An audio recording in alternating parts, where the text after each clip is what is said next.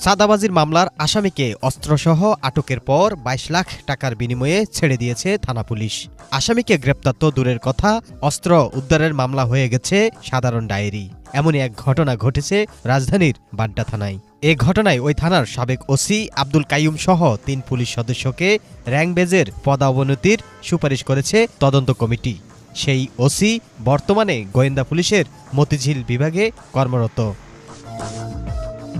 সূত্র বলছে, রাজধানীর বাড্ডার পাঁচতলা বাজার এলাকায় প্রভাবশালী সাইফুল ইসলাম সুমিত নামের এক ব্যক্তি স্থানীয়দের কাছ থেকে অস্ত্রের ভয় দেখিয়ে চাঁদাবাজি করত। এমনই এক মামলায় গত ২২ আগস্ট সুমিতকে একটি এয়ারগান সহ গ্রেপ্তার করেছিল বাড্ডা থানা পুলিশ। কিন্তু থানায় এনে রাতভর কয়েক দফা টাকার দর কষাকষি শেষে মধ্যরাতে ২২ লাখ টাকার বিনিময়ে অস্ত্রটিকে খেলনা পিস্তল বানিয়ে ছেড়ে দেওয়া হয় তাকে। এ সময় কারসাজি করে খেলনা পিস্তল কেনার ক্যাশ মেমো